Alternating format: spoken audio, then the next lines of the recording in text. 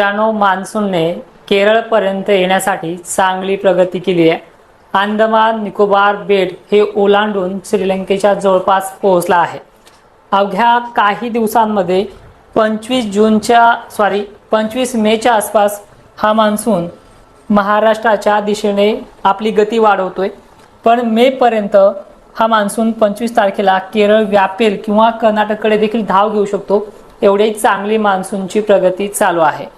मात्र ह्या 25 तारखेच्या दरम्यान महाराष्ट्रातल्या काही भागांमध्ये हालचाली मात्र थोड्या बऱ्या आहेत। जवळपास 5 ते 6 जिल्ह्यांना जो बंद पडलेला पाऊस होता ह्या 5-6 दिवसापासून तो थोडा स्टार्टअप करणार आहे, त्याबद्दलही बोलूयात। मान्सूनच्या बाबतीत आणखीन बरेचसे गैरसमज आहे, पहिले ह्या क्लिपमध्ये आपण ते पहिले सॉल्व्ह करूयात। पहिला म्हणजे गैरसमज, ज्यावेळेस मागच्या 12-13 मेला काही ठिकाणी वातावरण चांगल्या पद्धतीचा पाऊस वगैरे पडायचा, एक दोन ठिकाणी का होईना, त्यावेळेस बातम्या चांगल्या पॉझिटिव्ह येत होत्या की आयोडी तारणार, परत गंभीर परिणाम नाही अल निनोचा। जसं काही ह्या 5-6 दिवसामध्ये बखाडी वारे चांगल्या पद्धतीने असं वातावरण खराब होऊन गेलंय, टेम्परेचर वाढलेलं की बातम्या अल निनोच्या यायला लागल्यात। अल निनोची तीव्रता हे तुम्ही सगळेजण जाणतायत। मित्रांनो, पुढची माहिती ऐकण्या अगोदर तुम्हाला एक सर्वात महत्त्वाचं सांगतोय की उद्या 20 तारखेला 8:30 वाजता मी हसनाबाद इथे पोहोचतोय। 8:45 वाजता तिथे कार्यक्रम स्टार्ट होणार आहे, त्रिमूर्ती कृषी सेवा केंद्र इथे। आणि याच बाबतीत मान्सूनवरती सविस्तर चर्चा त्या आजूबाजूच्या जवळपास 50 खेड्यातल्या शेतकऱ्यांसोबत आपण करणार आहोत। अनेक शेतकरी तिथे येणार आहेत, जवळपासचे कोणी असतील हसनाबादला तर पोलीस स्टेशन समोर हसनाबादचं जे काही कृषी सेवा केंद्र आहे त्रिमूर्ती माऊली साबळे यांचं, तिथे भेट द्यायची आहे। तर ठीक आहे, आपल्या पुढच्या गोष्टीला स्टार्ट करतोय। अल निनोची जी तीव्रता आहे, अजूनही एकही मॉडेल, आपण बऱ्याचशा गोष्टी तिथे तुम्हाला मी चार्ट पण दाखवतोय, एकाही मॉडेलने भयंकर किंवा तीव्र दुष्काळ सांगितलेला नाहीये। पण ठीक आहे, तसा जर असेल तर शेतकऱ्यांनी तात्काळ पेरणी बंद ठेवावी, विनाकारण खतं औषधं घेऊ नये, बियाणं घेऊ नये, हा सल्ला तरी देऊन टाकायचा आहे। कारण की पेरण्या जर एवढा मोठा सुपर अल निनो असेल, जर दुष्काळच असेल तर पेरण्या करून कशाला त्यांना संकटात पाडताय, हा माझ्याकडनं त्यांना सवाल असेल। आणि तुम्हाला सुद्धा, तुम्ही ज्यांना पसंत करताय, तुम्ही ज्यांचे अंदाज पाहून शेतीचं नियोजन करता, हा त्यांना सवाल देखील करायला हवा। ठीक आहे, मग मी मागे 5 मार्च रोजी तुम्हाला सांगितलंय की मान्सून झपाट्याने येईल। मध्यंतरी जून आणि जुलैमध्ये पाऊस दरवर्षी आपण बघतोय, जून आणि जुलैच्या पावसाने कधीच विहिरीला पाणी आणलं नाहीये। गेल्या वर्षी सुद्धा जुलै महिन्यामध्ये शेतकऱ्यांवरती 2025चा एवढा भयंकर पाऊस असून सुद्धा पाणी द्यायची वेळ आली।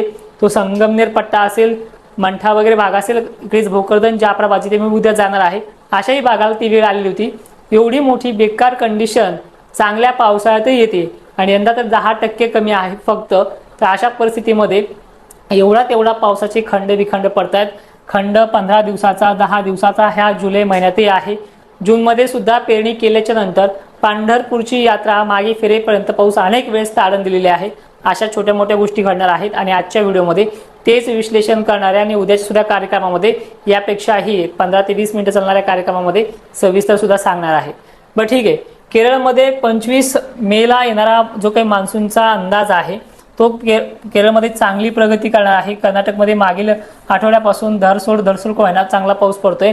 मात्र 22-23 मेला 24 मे पर्यंत अनेक भागांमध्ये, पुणे सर्कल पासून अहिल्यानगरमध्ये, छत्रपती संभाजीनगरमध्ये मोजक्या ठिकाणी, बीड जिल्ह्यात तुरळक ठिकाणी, लातूर परिसरात बऱ्याच ठिकाणी, त्याचबरोबर धाराशिव, सोलापूर, सांगली, कोल्हापूर, रत्नागिरी परिसरापर्यंत, नाशिकमध्ये अशा अनेक भागांमध्ये, जालन्यामध्येही मोजक्या ठिकाणी होईना स्थानिक वातावरणाचा पाऊस पडणार आहे। पहिले त्याचं विश्लेषण आपण नकाशात झूम करून करूया। 20 मे सुद्धा महाराष्ट्रामध्ये सर्वत्र आजच्या सारखं ढगाळ परिस्थिती असणार आहे। गरमी, टेम्परेचर हे जवळपास 25 तारखेपर्यंत महाराष्ट्रामध्ये कायम असणार आहे। टेम्परेचर हळूहळू कमी होईल, कमीत कमी यंदाचा हा मे महिना संपूर्णच लागेल। पण 25 पासून जे मोसमी वारे जोराने वाहतील त्यामुळे अनेक भागातलं टेम्परेचर कमी व्हायला सुरुवात होईल। पण या कालखंडामध्ये जो काही आपण आता हा डिझाईन चार्ट केलाय, महाराष्ट्राचा नकाशा आहे, या पद्धतीने सॉल्व्ह करूयात। 21 मेला पूर्णपणे ढगाळलेलं वातावरण, सातारा, कोल्हापूर भागात, सोलापूर भागात मोजक्या ठिकाणी पावसाची शक्यता आहे। इकडे अमरावती, नागपूर वगैरे भागामध्ये गरमीची लेवल, जसं की आज 19 तारखेला किनवट वगैरे भागामध्ये काही ठिकाणी पाऊस झालाय। लातूरच्या सुद्धा निलंगा, उमरगा परिसरामध्ये पाऊस झालाय आज 19 तारखेला। अशा प्रकारचे जे काही कानेकोपरे आहे तो 1-2 दिवस घेत राहील, कमी कधी जास्त. परिस्थिती जी आहे 23 तारखेला आणि 24 तारखेला बऱ्यापैकी सुधारणार आहे. तत्पूर्वी 22 तारखेला म्हणजे परवाच्या दिवशी हा जो काही पुणे सर्कल पट्टा आहे, पुण्यामध्ये म्हणजे सगळाच भाग नव्हे, तर पुण्याचा काही पश्चिम पट्टा आहे, उत्तर पट्टा आहे, ते त्याचबरोबर सांगली, सातारा, सोलापूर, लातूरपर्यंत काही भागांमध्ये मजल आहे. केज, अंबाजोगाई असेल, कोल्हापूर, पंढरपूर परिसर असेल, या भागांमध्ये जसं स्थानिक वातावरणाचा पाऊस पडतो, भाग बदलत पद्धतीनं, ज्याला आपण इथे पडला तिथे पडला, स्थानिक वातावरणाचे ढग आल्यासारखा पडला, पण जसा दिलासा पाहिजे त्या पद्धतीनं तो वातावरण क्लाउड कव्हरिंग जे आहे, ढगांची व्याप्ती जी आहे त्या पद्धतीनं चांगली ह्या दिवशी पाहायला मिळेल. आणि ज्या मराठवाड्यातला पाऊस बंद झाला होता तो 22-23ला काही जिल्ह्यांना का होईना आधार देण्यासाठी सज्ज आहे. आता ऊस उत्पादक शेतकरी असेल, बागायतदार शेतकरी असेल, या पावसाच्या पाण्यावरती राहणं हे चुकीचं ठरेल, कारण की महत्त्वाचं म्हणजे हा पाऊस हा सर्वदूरचा नाही आहे. त्याचबरोबर 23 तारीख जी आहे याची मजल 22च्या तुलनेमध्ये जरा बरी वाढते, पण याच्यामध्ये कोणत्या जिल्ह्यांची टक्केवारी कशी राहील हे देखील समजून घेऊयात. याच्यामध्ये शिर्डीकडे वातावरण बनलेलं आहे, ते वैजापूरकडे जाण्याचा अंदाज आहे. नाशिक जिल्ह्यातही वातावरण यावेळी बऱ्यापैकी बनू शकतं, पण नाशिकचा इगतपुरी, चांगतपुरी, थोडफार येवल्यामध्ये, मालेगावच्या सुद्धा पश्चिम साईडला 1-2 ठिकाणी आणि ढगांची वाऱ्याची तीव्रता जर थोडी अशी नसली तर हे वातावरण हे दाबलं जाईल, म्हणजे संभाजीनगरच्या अलीकडपासूनच रोखलं जाईल. इकडे भोकरदन, जाफराबाद वगैरे भागांना इथे फक्त ढगाळलेल्या परिस्थिती राहील. 1-2-4 थोडी ढगातून पडे तर पडे, अपेक्षा ठेवणं चुकीचं ठरेल. पण हा जो काही पुणे सर्कल आहे, आयल्या सर्कल आहे, या भागामध्ये ठिकठिकाणी वळीवाचा जसा पाऊस पडतो त्या पद्धतीनं होण्याचा अंदाज आहे. अहिल्यानगर, श्रीगोंदा पट्टा, पंढरपूर, सातारा, सोलापूर, लातूरपर्यंत आहे.